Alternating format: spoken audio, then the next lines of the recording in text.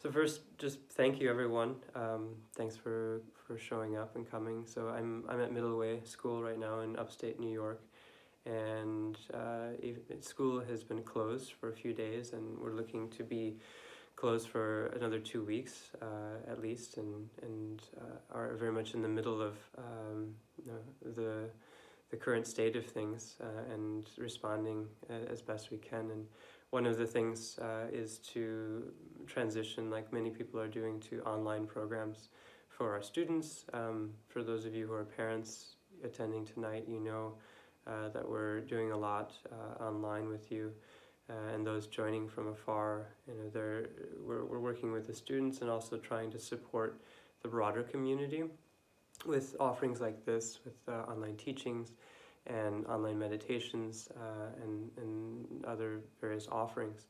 So just trying to keep the thread and also exploring ways that, advantages that we can take in being in our own separate worlds yet remaining together in different ways. So that's how this began, and a lot of we'll get into as we go on the actual places that we're inhabiting in our own spheres. But I think in general we all can feel that there's obviously a lot of anxiety, a lot of fears, concerns, and confusion, right, about how to respond to what's happening, both in our local communities and the world in general.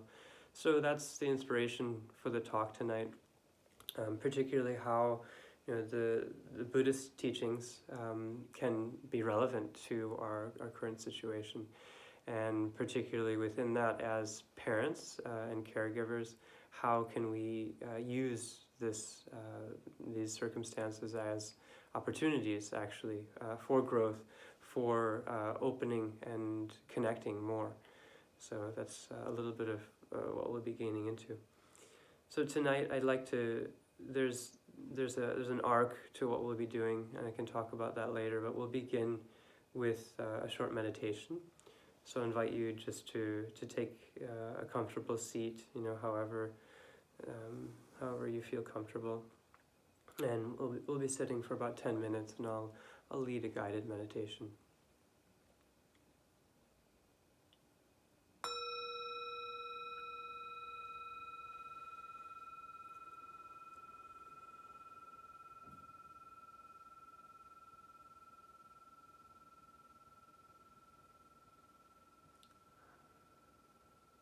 So take a few moments to come into your body.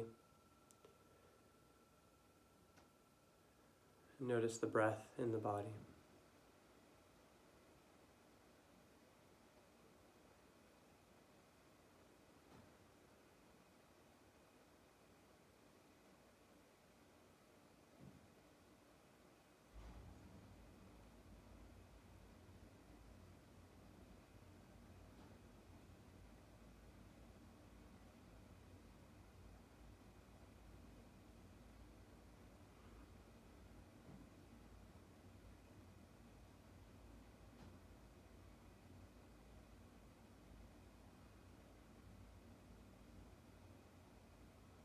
Just give yourself this gift of paying attention and simply feeling what you feel.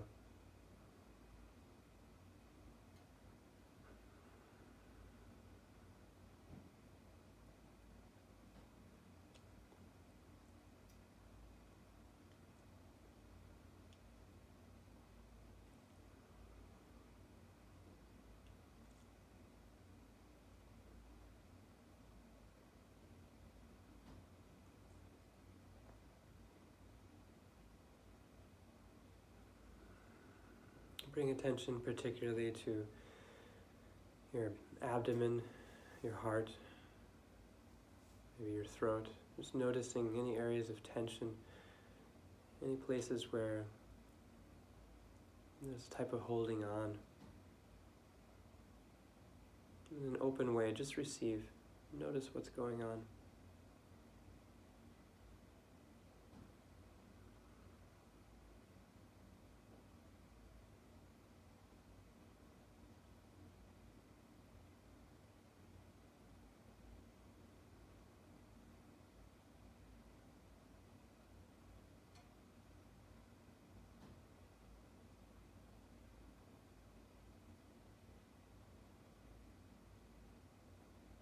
And stay with the breath in the body.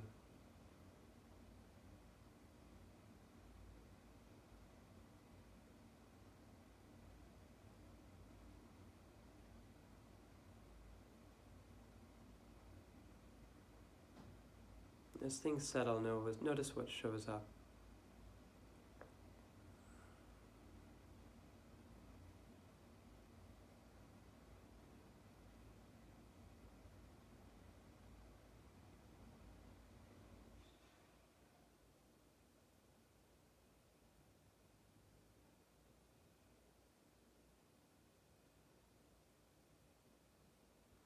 Now, no matter what we're feeling, whether it's pleasant or unpleasant or neutral,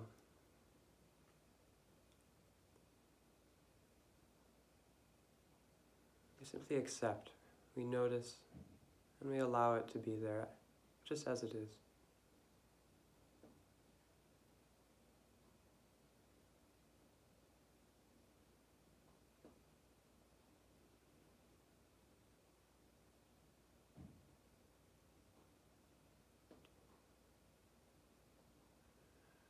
And from this place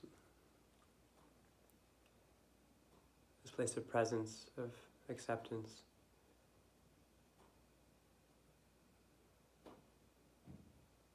imagine and bring to mind all of the things that are supporting us right now.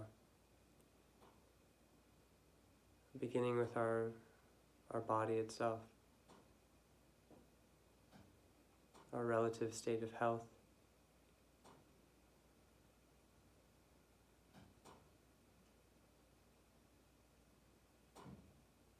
the clarity of our mind,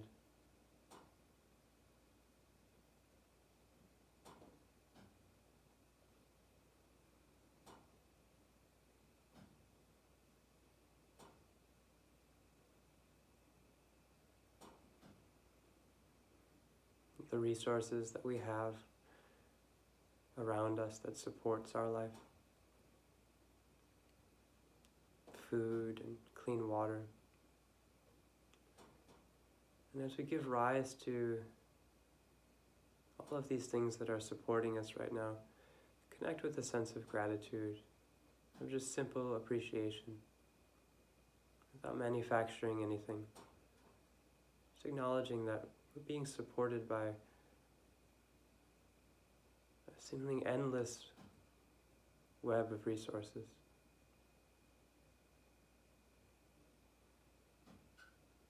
Our families, our friends who are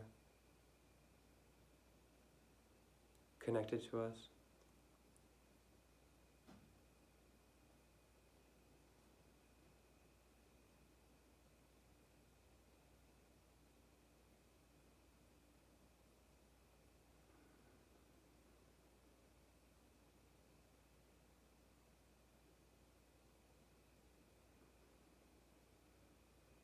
These buildings that we are in that shelter us.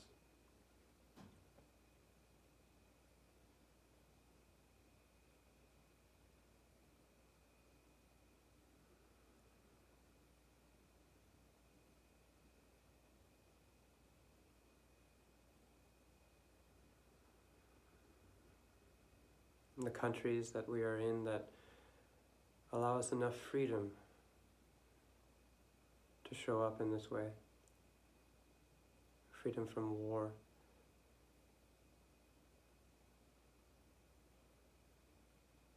Freedom from danger.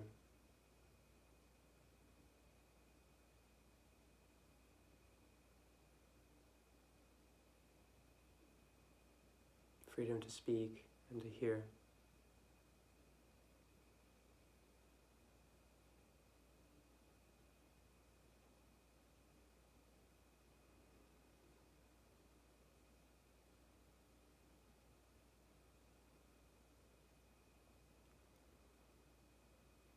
Also the natural world that supports us, where the elements are enough in balance and in harmony and pure enough to support life.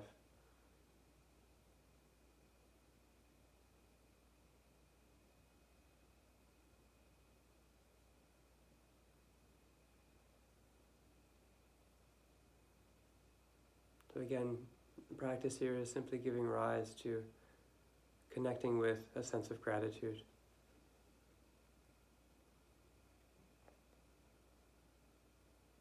Acknowledging things that we otherwise take for granted.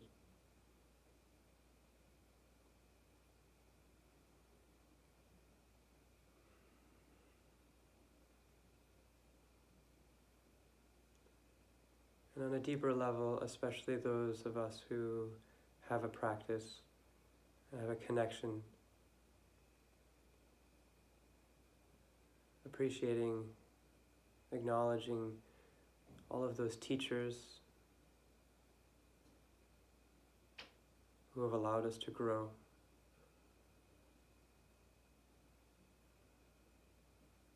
And especially wisdom teachers who have connected us with deeper aspects of ourselves and reality.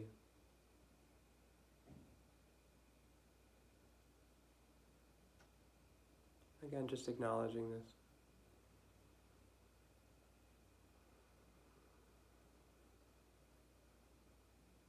And that although we may be lazy, there's so much available to us now. So many teachings. So many practices that we can do.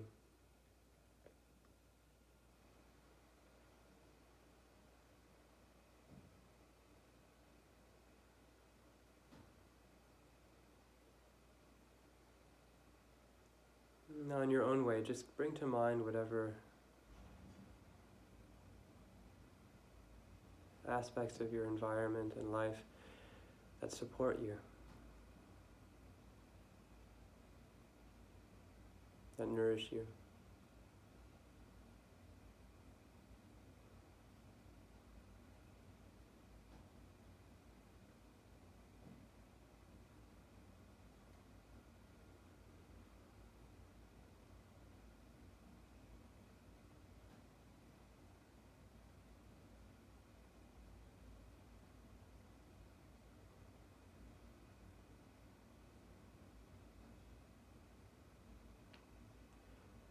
And finally, now look right in the midst of that gratitude, in the midst of that open-heartedness. Look directly into that space. It is vibrant. It is awake. It has clarity of knowing. But it's also spacious. It's free and open.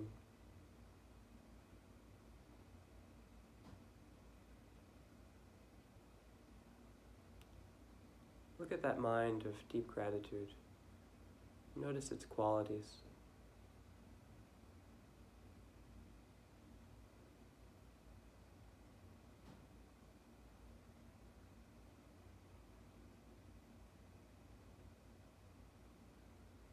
Let go of any kind of imagination, fabrication. Simply rest.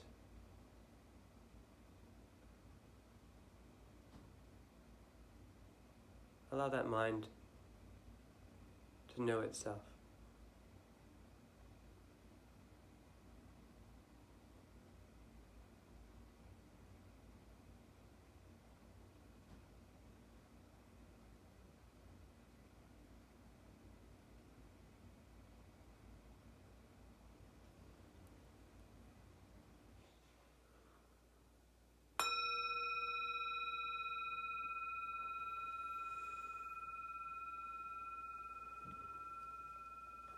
Okay.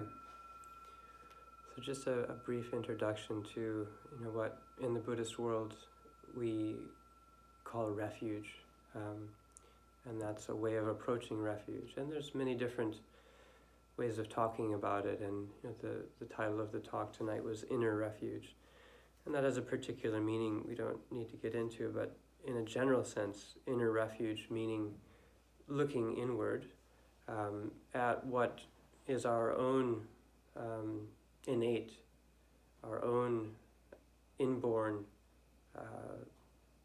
place of refuge. That which, when we look inward instead of looking outward and trying to chase, grab, secure, economize, manage places of solace, places of refuge, things to fill us up, instead looking inward and discovering, becoming acquainted with, familiarizing ourselves with that which we already possess, right? These qualities of mind that are inborn and inalienable, that can't be taken away from us. And so all of these things that we began by contemplating, the things that are supporting us, all of the aspects of our person, our relationships, our environment, and so forth. These are relative things that do support us, and they, in appreciating them and recollecting them, they allow us to touch an open-heartedness, allow us to become, to melt in some way, to open and relax into that space. And then on the basis of that, we can look and directly encounter what is there when we've relaxed all of the kind of seeking, the craving, and the fearing and the anxiety around what we don't have or what we might be losing, and so forth. When we allow that to relax, we can maybe just for a moment, catch a glimpse of something that is inborn, right? And in Buddhism, we call that our Buddha nature, our basic goodness, many different names and so forth. But refuge, in a deep level, really relates with that aspect of ourselves. But we'll be talking about everything. And so not only that, but especially as parents, how do we provide refuge for our children and whoever else we're caring for? There's many different things that we can and should do, but from this perspective, primary is embodying and modeling this confidence, this intimacy with our own Buddha nature, and everything flows from that. When we have that connection and when we nurture it through practice and through communicating with others who are also nurturing that, then everything flows from that, everything issues from that. All of the relative aspects of care and refuge that we can offer to others, our children especially, comes from that source, right? And we can't fake it. We can't sort of construct something and patch it together and have it and expect to have the same benefit and offer the same type of refuge. It has to be authentic, and it's not so much that we need to be enlightened to be able to offer that kind of refuge. It's just that we're committed to that, and we are committed to supporting and being with others who are also committed to that. And it's just a basic orientation of altruism, right? And so this is really the basis, the foundation for what we'll talk about. But then again, now we're not always able to have this time to sit and to connect in that way.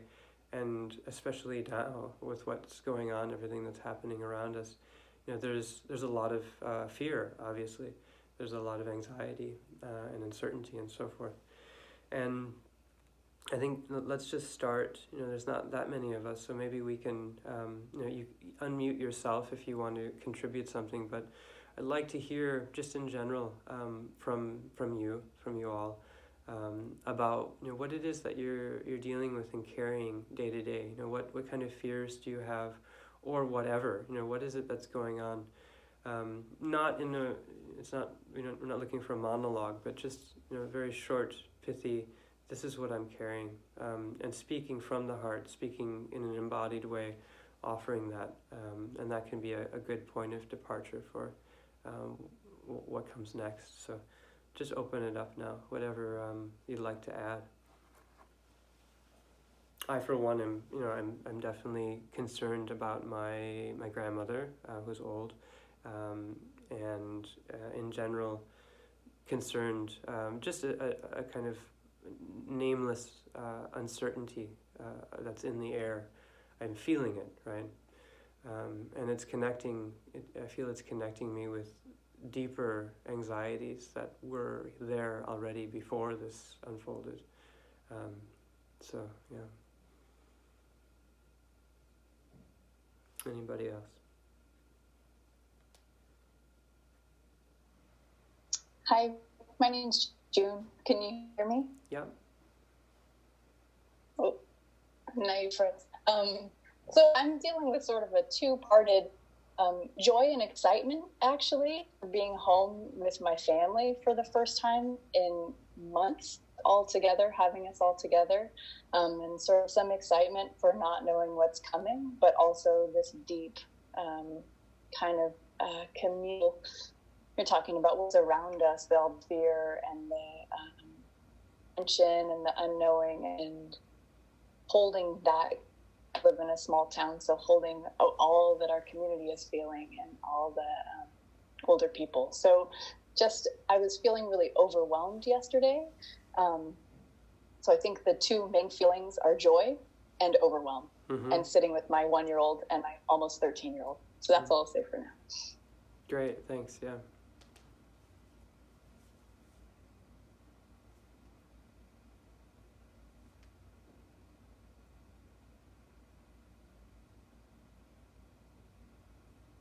And if you're numb, that's also very normal. I feel that as well. I will, Hi, if I may Cecile. offer up. Hi, everybody. This is really lovely. Thank you for doing this and organizing this. And it's really, this is precious, to be together with you all, actually. So I'm in New York and, feeling the kind of the city zing of what's going on and the worry. I personally have got some lung stuff going on for a long time that I can't be shaking off for some reason. So that kind of gives me some worry. And then I've got my family, my mum alone in Austria and my family in Europe, and I'm concerned for them. And we look after an 80-year-old man here too that kind of is fragile. So that worry is definitely also in the air. And then I do have a couple of friends in Italy, and some are sick, and one person has passed. And so the reality of, this in the bigger picture and what might be coming our way is definitely kind of, I just feel that weight at the moment. I'm trying to kind of be as kind to my own body and just being holed up here a little bit. So thank you for joining with all of you over, kind of the web here is very precious. Thank you. Thanks, Cecile. Yeah.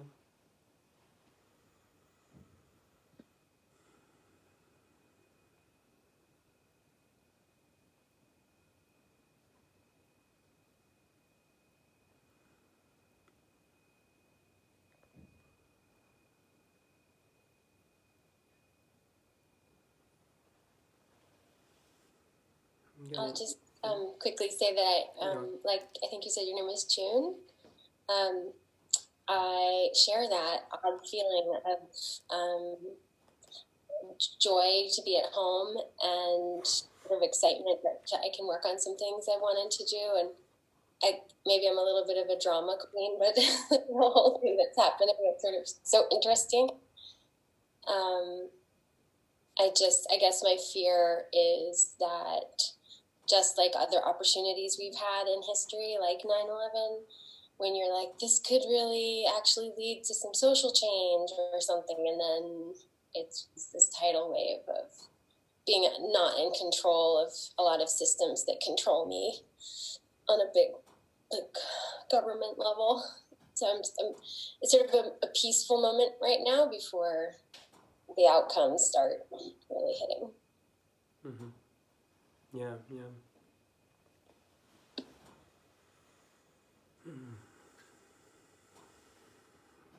Good. Anyone else before we go on?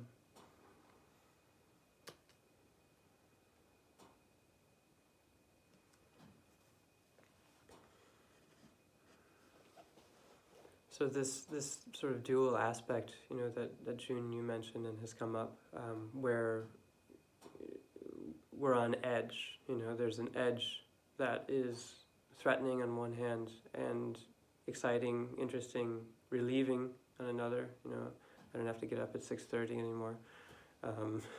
But there's this edge, right? And there's a newness to it. There's a freshness to it. But it's also there's an uneasiness to it as well.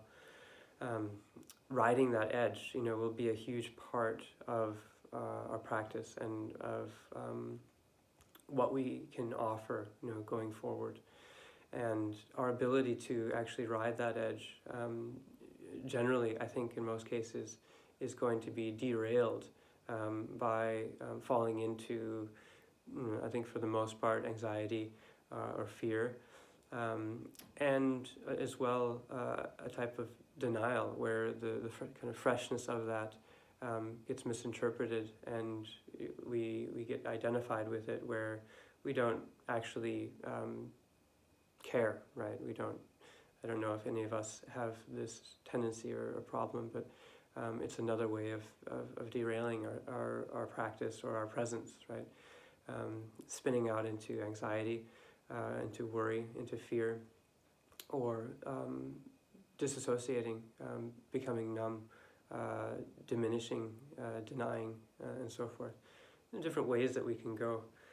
And I think before, that will be the main focus, of what I'm proposing as a practice and so forth. But I think before we go into that, I really feel, and I've been doing this in teachings that I've been giving recently, just as a matter of course, but it's becoming ever more important, I think, just to give voice to and to acknowledge that in this instance particularly, this is not an isolated thing, and it's symptomatic of what I feel is deeper issues going on, in our society, of course, but also in our world.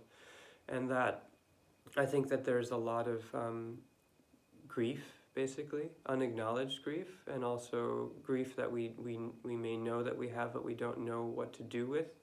And that when something like this arises, in the midst of all of that unacknowledged or unprocessed grief, it can be, doubly triggering. And I think for a lot of people out there, a good part of their suffering is coming from this kind of double heaping of trouble, where there's a pervasive uncertainty, there's a pervasive sense of things falling apart, and of the kind of sacredness of the world being desecrated in many different ways, and our own the sacredness of our own bodies, of our own selves, of our environment, the natural environment, of our relationships and so forth. You can go on and on, but it's there, and I think it's important to give voice to that, and also to be willing to talk about that openly, and not in a way that is just futile, right? Where that grief that we, I think on some level, are all feeling, and that uncertainty, then now when things like this arise, and of course more things will continue to arise, because that's the nature of the way that things are heading, we can meet them without being blindsided. We can meet them, knowing that this is our time, this is what our lives are becoming to be about, and this is our place, in a sense. And so expecting that. And that really begins with acknowledging the grief that we have, and being able to relate with it.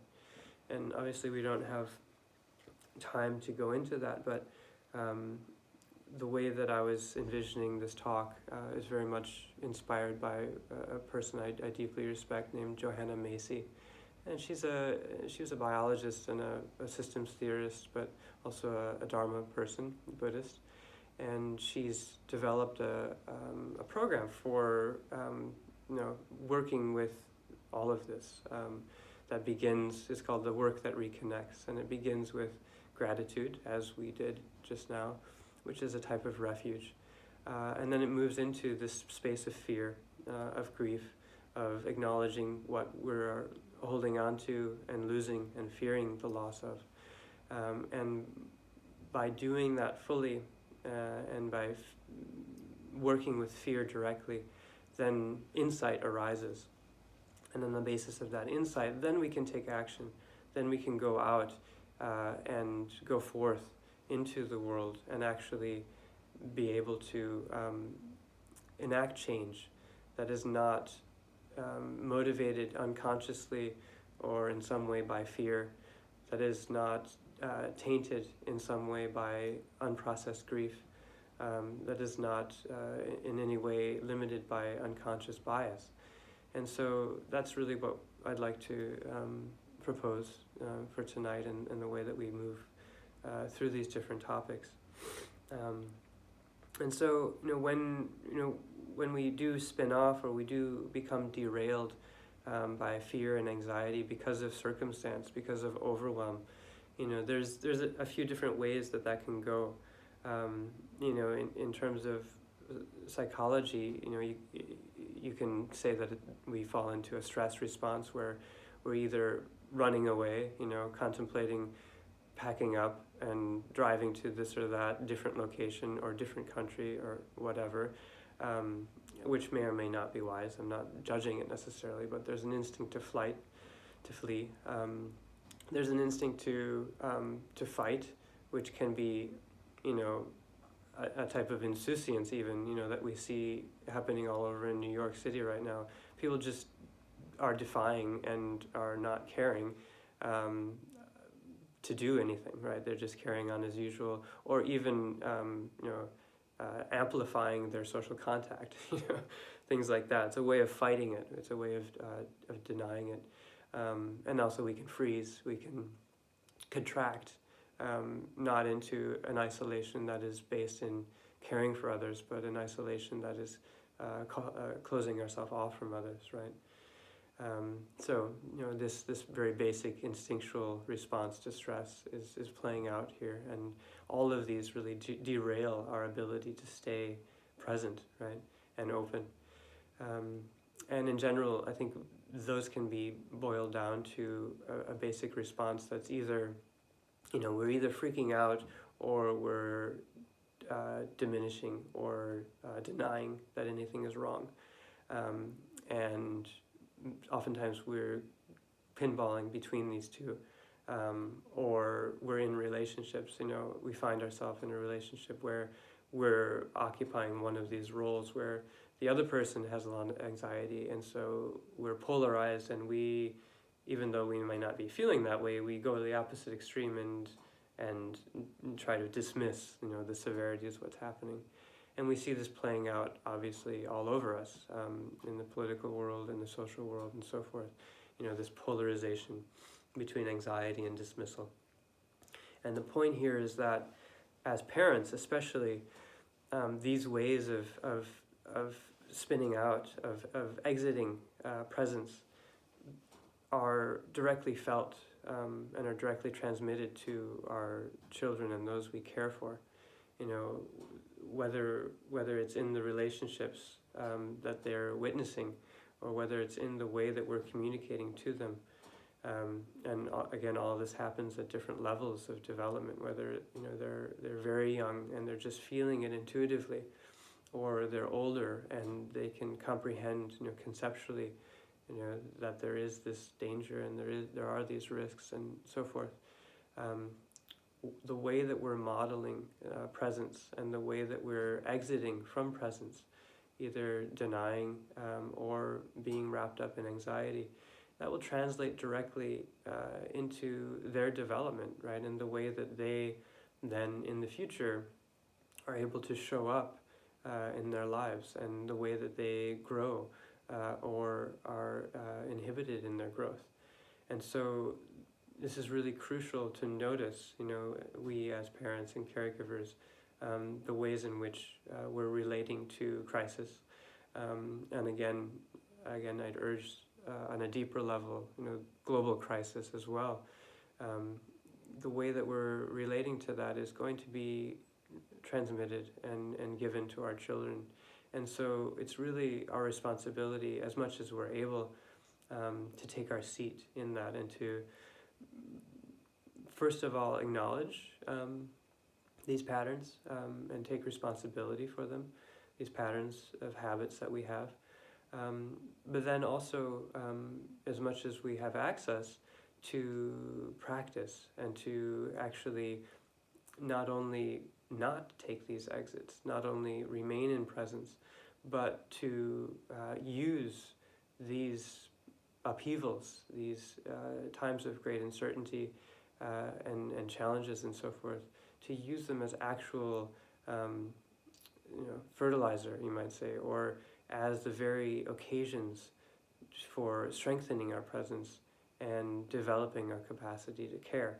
And so there's a whole body of teachings within, particularly the Mahayana tradition that was preserved in Tibet, in particular, called mind training.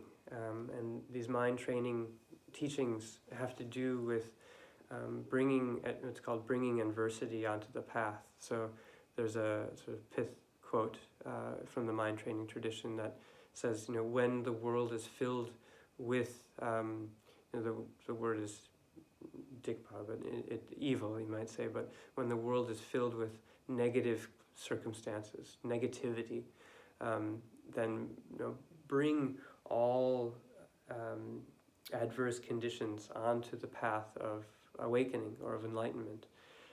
And so it's a way of, as Chogyam Trungpa Rinpoche talked about, leaning into the sharp points.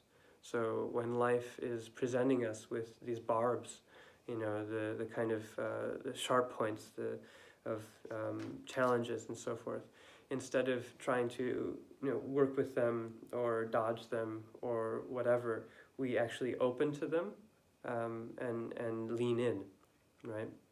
And in doing so, it's not a kind of martyrdom, and it's not a kind of self-sacrificing attitude.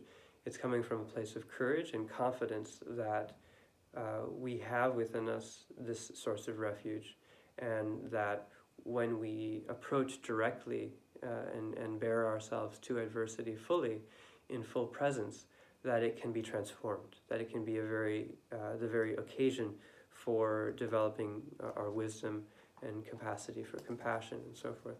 So these teachings are really pertinent and beneficial for what we're relating to, and in terms of what I mentioned with the work that reconnects these stages of gratitude, of grieving or acknowledging fear and so forth, and now seeing with new eyes. This is all about seeing with new eyes. It's all about saying, this thing that's arising for me. For some of us it's a mixed bag, and for others of us it's very difficult. But in whatever case, if we can apply these teachings, we can turn the situation by approaching it, by leaning into it. We can turn it into an opportunity. And so, there's many different teachings within the mind training tradition about how to do that, about how to transform, how to turn adverse circumstances into opportunities. But they really all boil down to reversing the habit that we have of caring for ourselves, of cherishing ourselves, and instead cherishing others. In other words, they all boil down to an altruistic attitude that replaces ourself with concern for others, self-concern for altruistic concern. And so there's many ways of doing that. And so I just watched a video from one of my teachers, Mingyur Rinpoche, and he talks about this directly.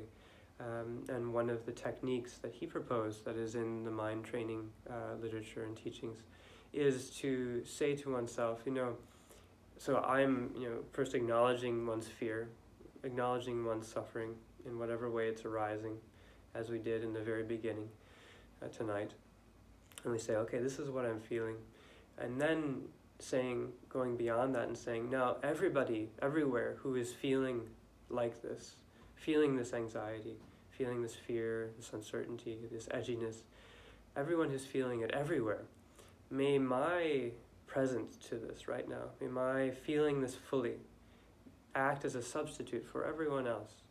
May my process of fully showing up to my fear completely relieve all others from their fear. And just thinking that way. And what that does is it brings about a turning about in the seat of our heart, you might say, where suddenly what normally is wrapped up in self-concern, when we're wrapped up in our own preoccupation, suddenly it's turned around and we become focused on others. The very seed of what is difficult is the thing that bears the fruit of compassion. And so this is a really, that turning about is something that you have to catch. You have to discover how to do that.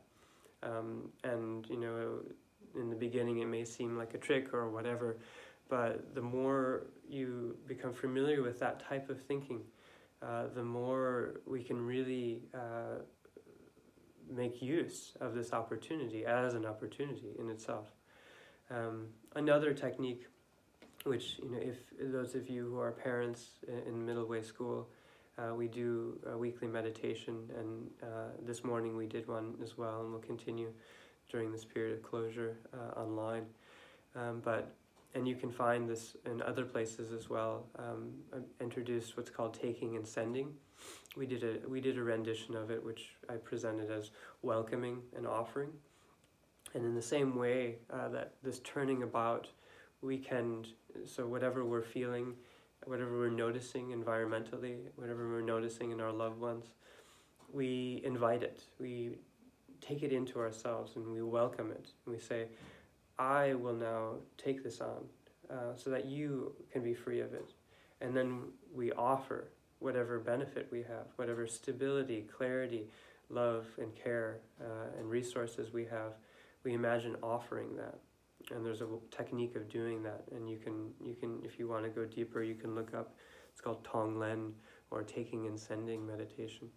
And it's profoundly effective for turning this whole situation on its head, for totally transforming what is otherwise alienating, a situation where we're creating boundaries between ourselves and others, necessarily, for good reason, but also there's an added boundary of the anxiety, there's an added boundary that the fear puts onto the situation that's totally unnecessary and is actually not only weakening us, but also depriving us of this opportunity to use this situation to connect more.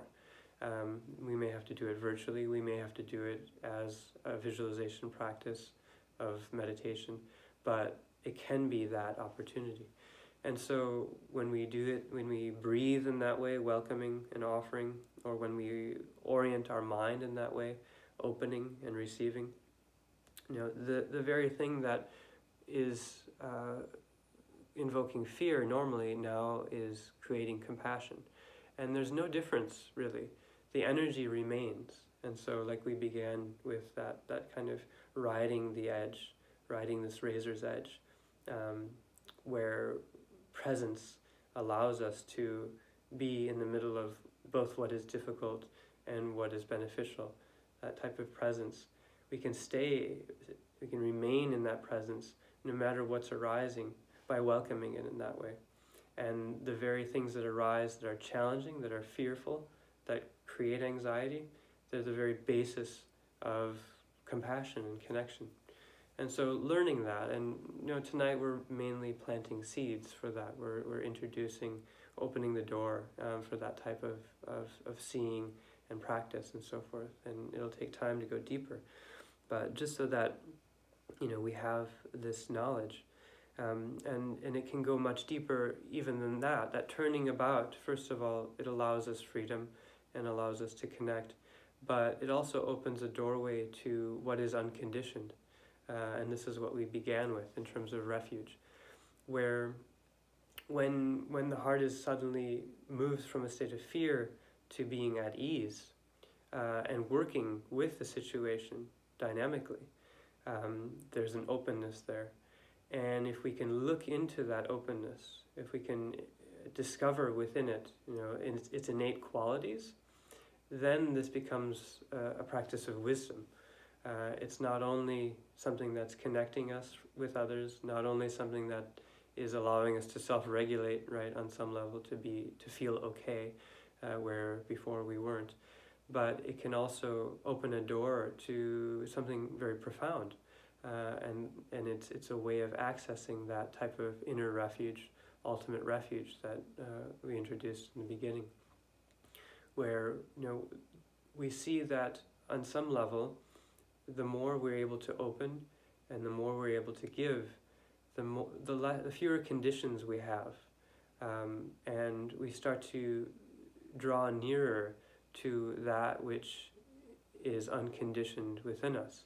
So we're dropping our conditions, we're dropping all of the things that we need, we believe that we need to feel relaxed, or that we believe that we need to feel fulfilled.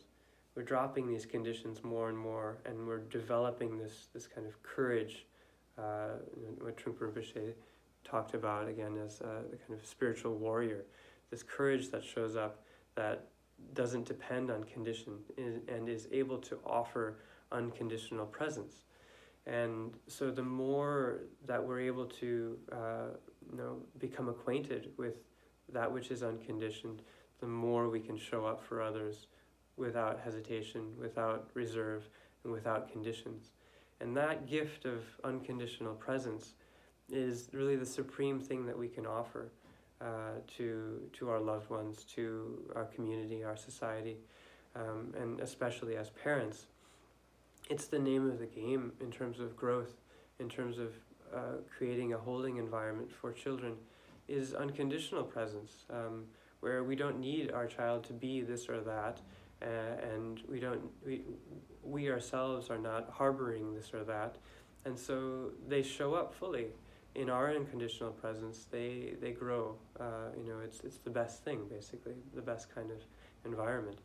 And so the more that we can become acquainted with that, the more we can actually offer this refuge to them, and really not only make use of this arising, this adversity, as an occasion for connecting and caring more, but also as something that connects us deeply with that which is within us that can't be taken away or can't be broken, the unconditioned nature that whether we're alive or sick or dying or dead is there, because it in itself hasn't been put together at any point. It's not something that was constructed or created. It's not something that has ever needed to be maintained, and therefore it's not something that can ever fall apart. And so this deathless nature, this unconditioned nature, we can find that in the midst of adversity. And actually, when things are going well, we don't really care so much because conditions are favorable. It's actually when things fall apart, generally, that we start to look sincerely and deeply at what is there that we can finally depend on. What is there that can hold us so that we can hold others? And so, just to sort of close here, there's another great quote that many of you probably have seen from Trungpa Rinpoche, talking about how this situation that we're on, that I talked about as riding this razor's edge in the beginning.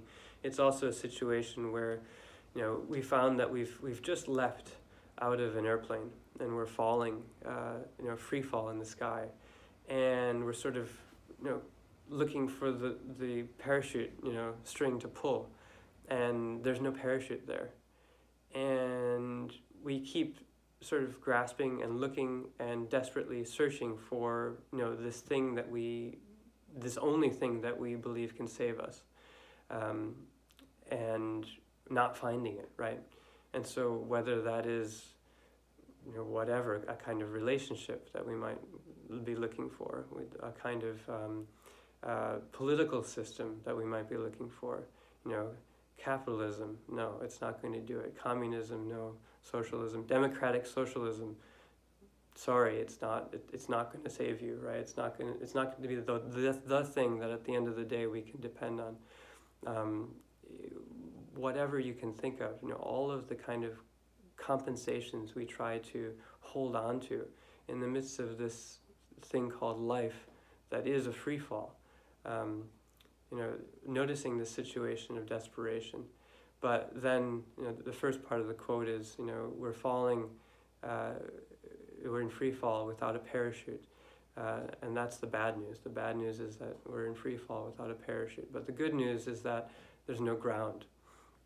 And so suddenly, we realize that if there's no ground, there's no sense in trying to grasp for a parachute. There's no sense in trying to compensate for our anxiety of free fall by finding something that would just slow our free fall, that has no particular reference point of up or down. There's no ground, it doesn't matter.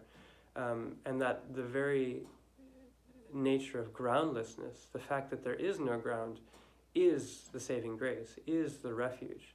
So suddenly now we are taking refuge not in something relative or temporary or something conditioned, something conditional. We're taking refuge in groundlessness itself, that which is unconditioned. And this is really the kind of, it's a very radical mindset. It's a very obviously courageous kind of mindset. But this is really the beginning and the end of the way in which we can offer refuge to others, right? So the more that we're able to show up in this way, where it's free fall and it's okay, and if we can show up to someone who is in desperate need, someone who is actually sick and suffering deeply, and offer that kind of groundless, unconditional presence, they will feel it. That will be beneficial. And similarly with our children, they know, you can't fool them. They know that something's going on. They know that things are not, as they seem, and that, things are falling apart in different ways, on different levels. They know that, but they also know when we are trying to avoid it, when we are trying to make up for it, and are trying to fake it. They know that too, and they can see through that, intuitively or otherwise. But they also know when we're okay with that. And they can see that even though things are falling apart, and even though there is this sense of the ground disappearing beneath us in different ways, that when we're okay with that, they're also okay with that. And at the end of the day, that's a sense of play. That's a sense of freedom, of creativity, and so forth, when we're relieved of the necessity of having a ground in some sense. So, all in all, we have to come back to, what is it that's holding us, and what is it that how is it that we're able to hold others? And if what is holding us is in some way temporary, is some way impermanent, is some way going to fall apart, there's going to be a desperation that remains within us. But if we're able to sense this holding, which, sometimes in the Buddhist tradition, it's space itself, it's this openness of space. But sometimes in the Buddhist tradition, it's called, the womb of reality. It's a very fertile space. Or sometimes it's called the mother of all Buddhas. It's the space that gives rise to all qualities of compassion and wisdom. The more we feel held and are at ease in being in that space, the more that then we can hold others, and especially our children, in a caring and a present way, and so forth. So, just to tie all this together, this whole process, if we have that sense of refuge in the unconditioned, great, that's amazing. Just try to stabilize that. But, for most of us, myself included, that's a very rare thing to find. So we have to start where we're at, and generally we're in a difficult place. day to day. And so we begin by acknowledging that and feeling it fully. And then we go from that acknowledgement to using the tools that we have. So these tools that I propose today, the tools of mind training that rely upon this basic shift in our orientation from self-centered preoccupation to altruistic concern. As much as we can do that, and whatever ways we can do that, we can work with the difficult situation that we're in and transform it into an opportunity for connecting more deeply, for being at ease, and then on the deepest level for opening a doorway, for opening a window, an occasion to glimpse our unconditioned nature, to open into a kind of groundless and boundless way of being. And again, it may happen just once in a while or just for a brief instant, but the more that we then can familiarize ourselves with that, then the more this whole cycle can start to develop. The more we can apply ourselves in adversity, and the more we can show up for others, our children and all those that we care for. So that's basically the whole arc of this, and again, really encourage you to use this time. It's a type of retreat, and when we take retreat, we put up boundaries, and we withdraw, in different ways from social interaction and many other things, and we do that as a gift. It's a gift to ourselves, and we do that as a gift to others, because by taking time to withdraw in that way, we discover these resources, and we discover the innate sense of interconnectedness that we have, and how we're all tied together and depending on one another. So use this as a gift, appreciate that and make use of it, and really see that there is so much wisdom in what is arising, not only in the earth's response, you might say, to its desecration, but also in our response to the ways in which our society is structured, the ways in which our relationships are structured, and the ways in which we care for others and ourselves. So it's a really great opportunity to bring light to all of that, and then hopefully to actually go forth with new eyes, go forth with insight, and affect change in the world, in terms of what Noah mentioned before, that this is not just another bad thing that happens that actually consolidates the power of the neoliberal establishment, or whatever you want to say, however you want to put it, that this actually can be an occasion for change. So, yeah. So I think now, it's 9:30. I think if anybody wants to check out, you can feel free to do that, but maybe we can open it up to a discussion. And if anybody wants to share anything or ask follow-up questions or anything, I think we can do that. And you feel free to check out at any time. We'll leave maybe another 10 minutes for talking. If anyone wants to talk, you guys are kind of ready. There's a question in the chat. Oh, great. Okay, I see it.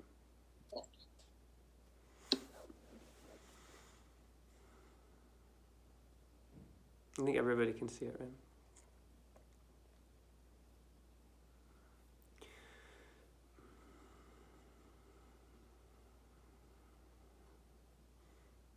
So JD, is this Grace's JD? Yeah, JD, I know you in name only. Do you want to just say this? It'll be easier for me to respond. Yeah, basically, I'm a teacher, and one of the things that I found very difficult today, being the first day, quote unquote, back to school, was balancing my responsibilities as a teacher to be in touch with all of my students online in this virtual world, with the responsibilities of being a parent present in the moment, making sure all of my children's needs are met. And I have 3 of them. Do you want to jump in on I that? just specifically, like, he was on one computer doing work. I was on a computer doing work. My 13-year-old was on a computer doing work. 3 separate devices that we were all had a responsibility to be at, while our 9-year-old and 7-year-old were doing schoolwork, and it just felt really like not anything like Being present. Present, for or sure. like taking this time at home to be a family. It felt icky. Yeah, of course. Yeah. Well, I mean, it's the same thing. You know, we talked about this morning with in terms of boundaries. You know, you have to creatively create boundaries, impose boundaries in ways that develop presence more. And so having a schedule obviously is a good thing. Setting aside time, particular dedicated times in the day for sacred activities, you know, as a family or one-on-one with your spouse or your children or whatever, but that there's a time when, you know, you connect on a deeper level, and there are also times when everyone zones out into the virtual world, and so forth. But I think it just comes down to intentionality and really devoting time to everything that needs to be done, and maybe there's too much, but we have to. It's just like practice in general. We always think that we don't have time to meditate, but then when we actually make the commitment and say, I'm going to do 5 minutes or 10 minutes, we always have the time, and then it actually creates time. It's the same thing here.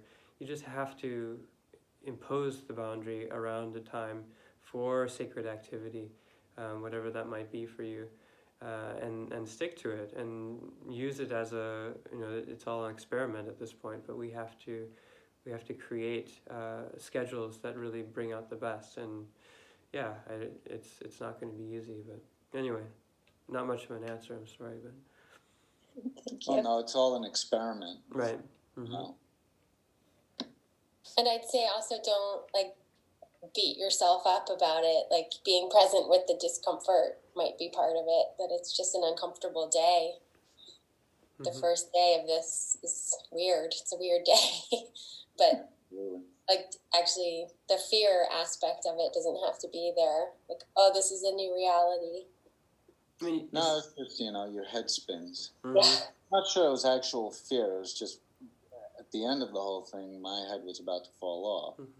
having a sense of humor can really Pick help that too. back up. You know, just like Grace, it seemed like you have it a bit already. Like stopping and saying, you know, like, look at us, this is absurd, and then just sort of laughing about it, right?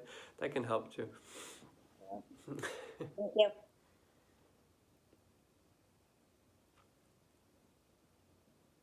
Good. Anybody else?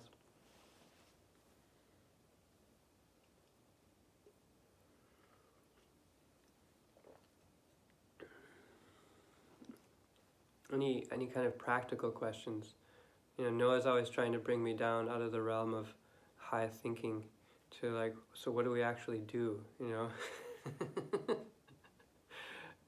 you know, day to day, moment to moment. You know, what is it like for you guys?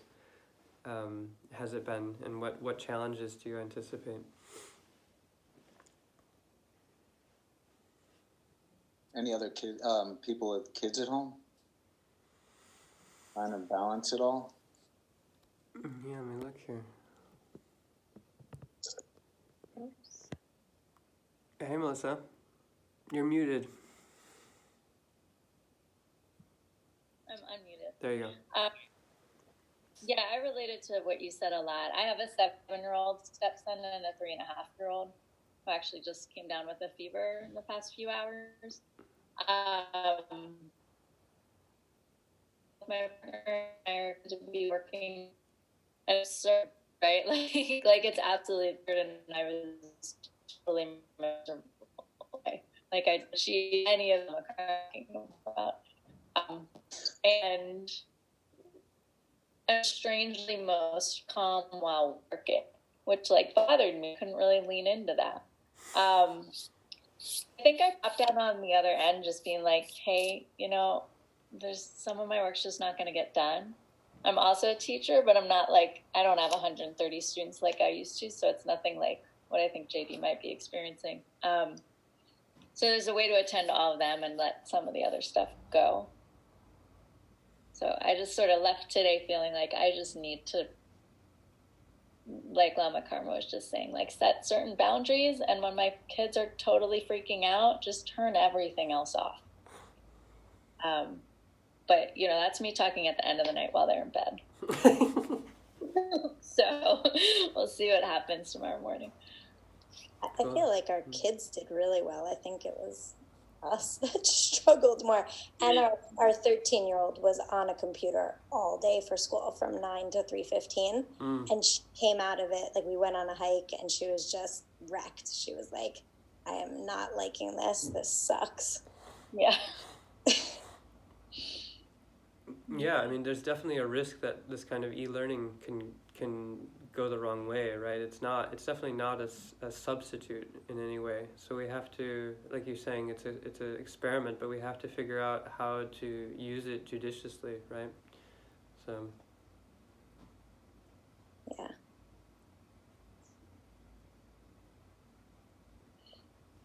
But good. Anyone else? Maybe can I just ask you, maybe Kama, Yeah.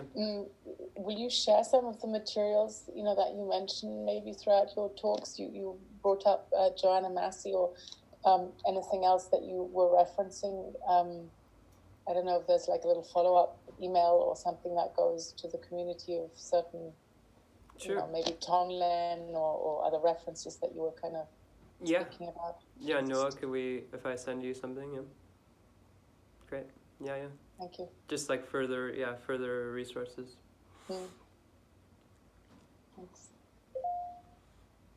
Sorry, I kept renaming myself, but I was muted. Yeah, we can certainly send something out. And the recording will be made available, so we'll put it all up at the same time. Yeah. Right. Thank you. Karina says slowing down is the message. Slowing down? Slowing down is the message, yeah. Yeah, it's like, it just feels like on some level the earth is telling us just to stop. Like, just stop for, a few weeks, few months, whatever, and see what happens, And suddenly there's, clear skies free of pollution, and there's, things emerging, and there's a lot of things that are appearing that wouldn't if the sort of frenetic pace was kept up, right? So, yeah. It also felt, just one more thing that I've been feeling around this is that some of these viruses, stem from the animal world,